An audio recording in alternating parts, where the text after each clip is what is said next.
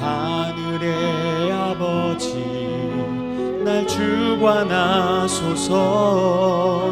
주의 길로 인도하사 자유케 하소서. 새 일을 행하사 품게 하소서. 의에 줄이고 목이 마르니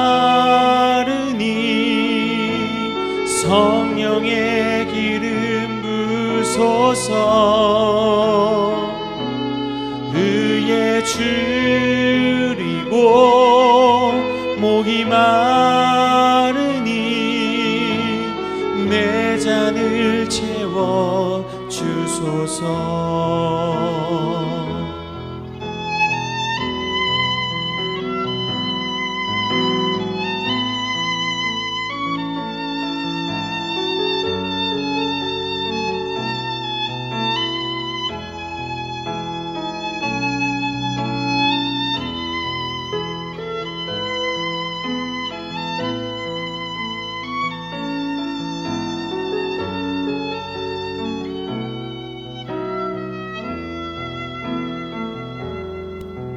성령으로 채우사 주보게 하소서.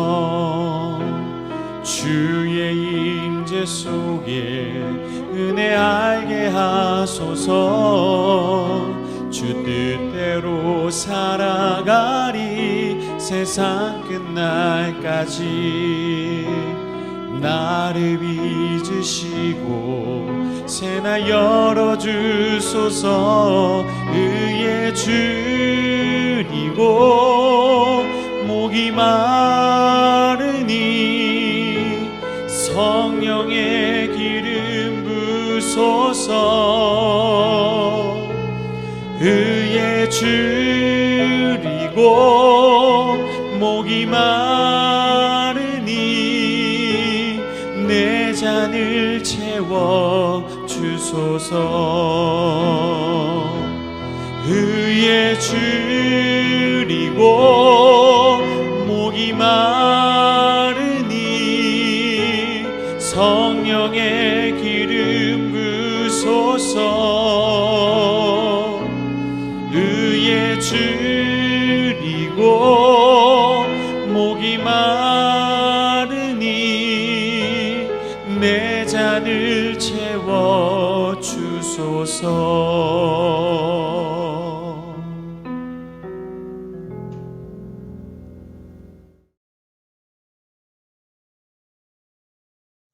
샬롬, 귀한 하루를 아침 묵상과 기도로 시작하는 우리 모든 성도님들에게 하나님 우리 아버지와 주 예수 그리스도로부터 은혜와 평강이 충만하시기를 축복합니다.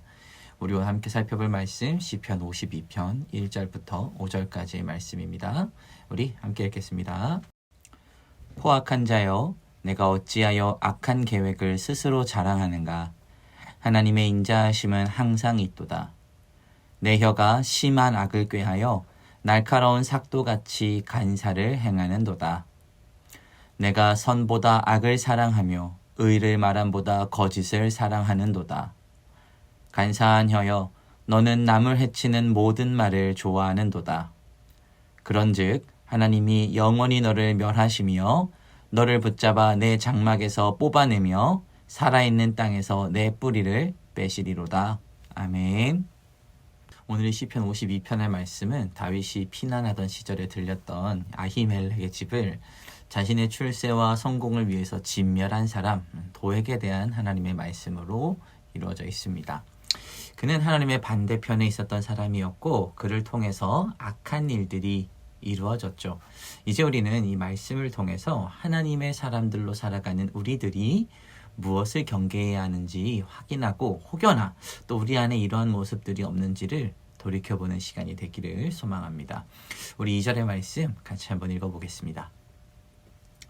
내 혀가 심한 악을 꾀하여 날카로운 삭도같이 간사를 행하는도다. 아멘. 저희도 아는 것처럼 도액이라는 사람은 실제로 이 제사장 마을에 있었던 사람을 죽인 인물이죠. 그 손에 피를 묻혔습니다. 피를 묻혀서 사람을 죽였습니다. 그러나 그가 그 전에 했던 가장 중요한 행위가 하나가 있습니다. 그 입술을 통해서 먼저 악을 토해냈다는 거죠. 이 혀라고 하는 존재가 정말로 무섭습니다. 이 혀는 말로 사람을 죽이기도 하고 살리기도 합니다. 잠언의 말씀은 지혜로운 자의 혀는 양약과도 같다라고 합니다. 이 혀를 통해서 하나님의 말씀을 전하고 또 그 말씀을 듣는 자들은 양약이 되겠죠. 회복을 경험할 수 있습니다. 하지만 하나님의 말씀이 아닌 다른 것들이 입 밖으로 내올 땐 우리의 혀는 우리가 통제할 수 없을 지경이 될 때가 있습니다. 사람을 죽이는 말이 되기도 하죠. 야고보서를 통해서 하나님께서 우리의 혀가 얼만큼 어려운 존재냐라고 말씀하시냐면 우리가 길들일 수 없다 이렇게 말씀하십니다. 우리 야고보서 3장 8절과 9절의 말씀 같이 한번 읽어볼까요? 혀는 능히 길들일 사람이 없나니 쉬지 아니하는 악이요 죽이는 독이 가득한 것이라. 이것으로 우리가 주 아버지를 찬송하고 또 이것으로 하나님의 형상대로 지음을 받은 사람을 저주하나니. 아멘.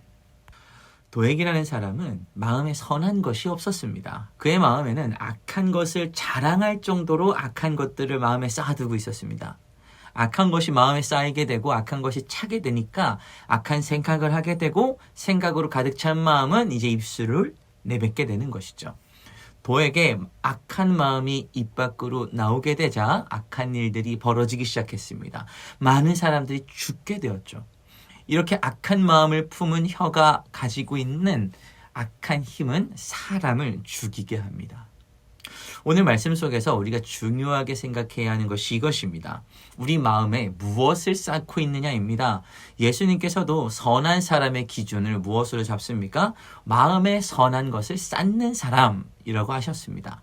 악한 사람은 마음에 쌓은 것들이 악한 것들입니다. 악을 내는 사람들을 악한 사람이라고 말씀하시는 것이죠. 그리스도인들은 선한 사람들입니다. 그리고 선한 사람들은 마음에 선한 것을 쌓는 사람들입니다. 그리고 우리에게 선한 것은 무엇입니까? 하나님의 말씀이라는 사실을 우리는 항상 기억해야 합니다. 우리 오늘 본문의 말씀 같이 한번 더 읽어보겠습니다. 내 혀가 심한 악을 꾀하여 날카로운 삭도같이 간사를 행하는도다. 자, 오늘 이 말씀, 내게 주시는 말씀을 믿고 순종하는 성도 어떻게 해야 할까요? 우리 함께 읽겠습니다. 주의 말씀을 마음에 쌓으며 살아갑니다. 한 번 더. 주의 말씀을 마음에 쌓으며 살아갑니다. 자, 도액이 하나님에게 대적했던 이유는 하나님이 없다고 믿었기 때문입니다. 하나님이 없다고 믿는 그 순간부터 옳고 그름의 기준이 말씀이 아니라 선이 아니라 자신이 된 것이죠. 자신의 기준에서 옳다고 여겨지면 사람을 죽이는 짓조차도 서슴지 않고 행하는 겁니다. 자신의 인생의 주인이 자신이 되었기 때문에 자신의 성공과 영단을 위해서는 남을 해쳐도 좋다는 명분을 쌓는 것이죠. 악한 마음을 쌓는 겁니다. 물론 말씀 속에서 이후 도액의 기록이 어떻게 됐는지는 알 수 없습니다. 그의 인생이 어떻게 됐는지, 그의 인생의 말로가 어땠는지는 알 수 없으나 분명 공의로운 하나님께서 오늘 말씀처럼 이루셨을 줄로 믿습니다. 사랑하는 성도 여러분, 이 말씀을 통해서 우리는 나의 삶을 돌이켜보아야 합니다. 혹여나 나는 사람을 죽이진 않았는데요 라고 생각하신다면 이건 정말 큰 오산입니다. 우리의 입술을 통해서 혹여나 상처받은 사람이 있을지도 모릅니다. 나의 기준에서 옳다고 여겨졌고 정답이라고 여겨진 것들도 누군가에는 상처가 되고 아픔이 되는 말일 수 있기 때문입니다. 우리의 입의 말이 옳고 그름의 유일한 기준은 오로지 말씀이 되어 있어야 합니다. 말씀의 기준에 따라서 말해야 하고 그 기준을 따라 살아가야 합니다. 물론 이 말씀도 우리 마음 가운데 아픔이 되고 상처가 될 수 있습니다. 왜냐하면 하나님의 말씀은 우리의 영과 혼과 골수를 쪼개는 힘을 가지고 있기 때문이죠. 그래서 이 말씀이 들어올 때 우리 가운데 아픔이 있을 수 있습니다. 그러나 말씀과 인간의 말이 가장 다른 것은 무엇입니까?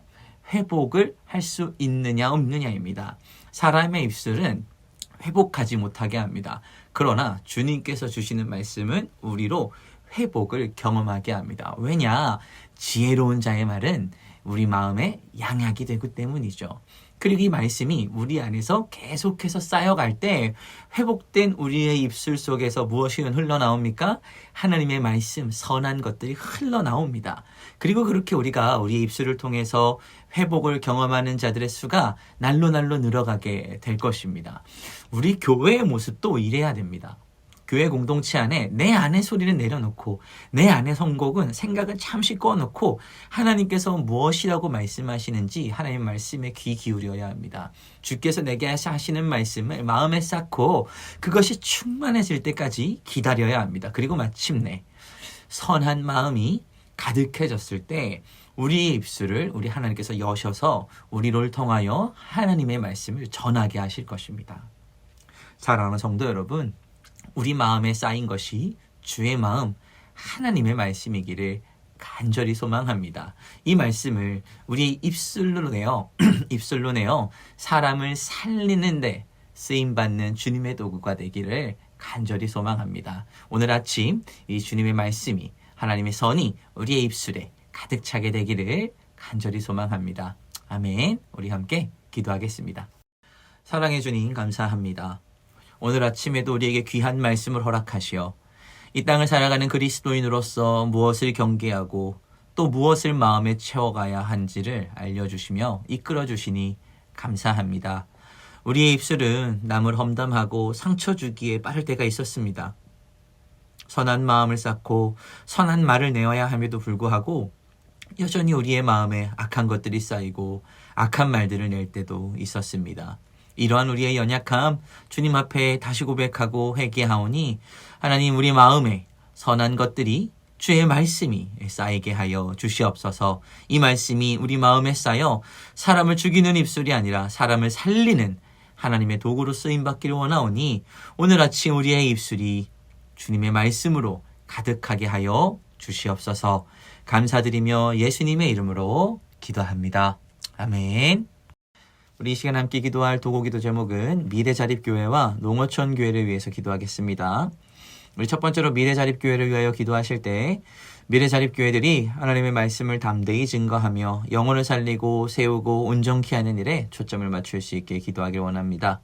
꿈과 비전을 가지고 사역과 양육에 힘쓰고 살아있는 말씀 선포를 위해 목회자들이 더욱 기도하고 연구할 수 있도록 해주시고 사역과 가정, 자녀들의 양육함에 있어 재정적 어려움이 없도록 후원의 손길이 이어지고 날마다 부어주시는 성령의 은혜를 경험하여 늘 기쁨 가운데 이 사역을 감당할 수 있도록 기도하며 나아가기를 원합니다. 두 번째로 기도할 도구기도 제목은 농어촌 교회를 위해서 기도하겠습니다. 총회와 지역교회 차원에서 농어촌 교회와 사역자들을 지원하는 체계가 잘 세워져 사역과 생활에 어려움이 없도록 하나님께서 은혜 베푸시길 소망합니다. 노회 내에 농어촌 교회들을 노회 차원에서 잘 살피고 돌아보고 지원하는 체계 역시 잘 갖추어지도록 우리가 함께 기도하고 또 영적으로 나약해지지 않고 더욱 주님만 바라보며 하루하루 최선을 다하며 사역하는 아름다운 사역자들과 교회들을 될 수 있도록 우리가 함께 기도하겠습니다. 이 시간 마지막으로 교회를 위하여 기도하실 때 육신의 질병으로 치료 중에 있는 식구들과 생활에 어려움을 겪고 있는 식구들과 군 복무 중인 형제들과 타 지역에서 머물고 있는 교회 식구들과 학업 중에 있는 청년들을 위해 기도하시고 각자 기도 제목 가지고 함께 기도하도록 하겠습니다. 우리 함께 기도하겠습니다.